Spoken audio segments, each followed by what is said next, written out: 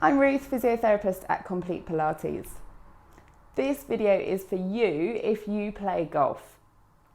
I want to show you how Pilates can improve your golf swing and your overall game. Now, the 16th of July 2020 should have been the first day of the Open Championships, which has obviously been cancelled due to COVID-19. So if you were planning on being sat on your sofa watching on the telly, perhaps instead you can be doing some Pilates exercises to improve your swing now that the golf courses are open and people are back playing. We're not all experts in golf at Complete Pilates, I have to admit, but we are experts in movement and what movement is required for certain activities. One of our physios, Louise Alwyn, is an expert in golf and works with pro golfers through Physio and Pilates.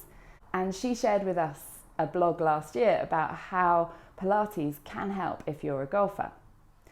So we wanted to take this a little bit further and look at how we can improve your spinal articulation, the movement through all the areas of your spine to really improve your golf swing.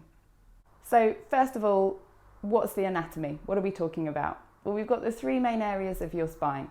So you've got your cervical spine, your neck, your thoracic spine down the middle where your ribs are attaching, and your lumbar spine down at the base, your lower back.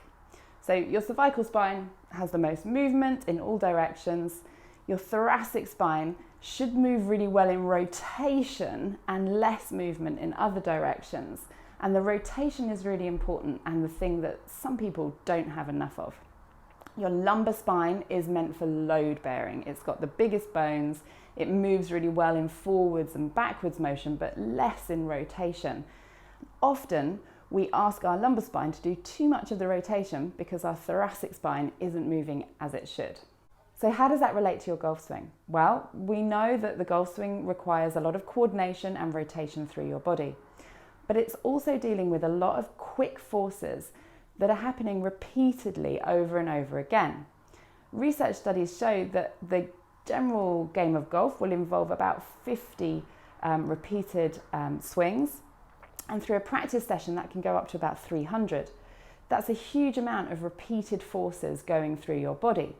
So if we're not moving optimally, that could cause you a problem with loading in areas where you don't want it, perhaps in your lower back. There's been quite a change in the golf swing over time, and the more modern golf swing involves more of the thoracic rotation. So you need to ensure that your spine is up to doing that movement if that's what you're aiming for with your swing.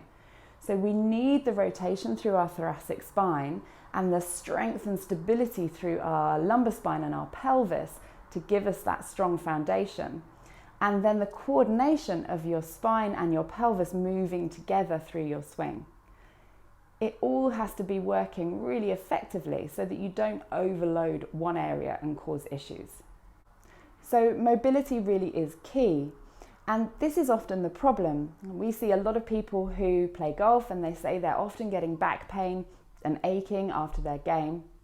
And when you look at what they're doing in the week, they're perhaps going to work or maybe working from home at the moment and spending a lot of their day quite static, sitting. So your spine isn't moving, you're in a shortened position through your hips and your pelvis because you're seated, and you're not using the muscles around your back and your abdominals and your glutes, which you need to give you the mobility that is required for your golf swing. Then when you go and play golf at the weekend, you're putting huge demands on your body in terms of the mobility required, the strength required, and the endurance to keep doing that over and over again. So how can you stop your back aching when you're playing golf? Well, first of all, make sure you warm up. Because golf isn't a kind of immediately energetic activity, people often don't necessarily think about the warm-up. But you're putting such demands through your body in terms of the rotation required and the coordination through your upper body, your trunk and your lower body. You really need to get your spine and your hips and your pelvis and your shoulders all ready for that. And this can be really simple. It needs to be dynamic, so that means that you're moving through your warm-up, not static stretches. You want to be moving all of the parts of your body that you need for your golf swing. So you need to get your shoulders moving, you need to get your thoracic spine rotating and your hips and your pelvis moving. This is also going to wake up all of those muscles that you need to help you to control your golf swing. You can then be using your clubs and starting off with the smaller irons with some practice swings just to get your body used to going through the motion before you start to play. This will prepare you really well, not only your spinal movement and your muscles, but also the ligaments that support and stabilize your joints so that everything is ready for you to start playing and not get injured. The other thing to consider is carrying your clubs all the time. So this is far from ideal because you're adding that extra load and you're constantly bending to pick up and put down your bag. So can you use a caddy? Can you use a buggy? Can you at least get a bag that's got dual straps so that you're carrying it a little bit more like a rucksack so that you're distributing the load evenly through your spine?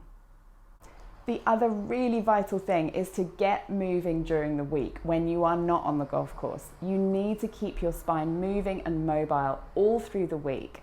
So that can be little things like just getting up from your desk regularly to walk around and give yourself a bit of a stretch out through your spine. But it should also include some movement classes like Pilates, which are going to take you through your full range of movement and make sure that you're ready for that next game of golf. We've got some great exercises on our website and some tips on exercises in our previous golf blogs, which are linked below, that you can have a look at and get started with right now. If you are getting back pain when you're playing golf or pain in any other area, and it doesn't seem to ease with doing some of these regular exercises, then make sure you get in touch. Get in touch with a physiotherapist. You can contact us here at Complete Pilates and see one of our physiotherapists so that we can really have a look at what's happening with your body and your movement and make sure that you've got the right program for you. I hope you're enjoying getting back out on the golf course, and if you've got any comments or any questions, you can leave them below. And if you want to book in for one of our one-to-one sessions or our group classes online or in the studio, you can just click the button now. We look forward to seeing you soon.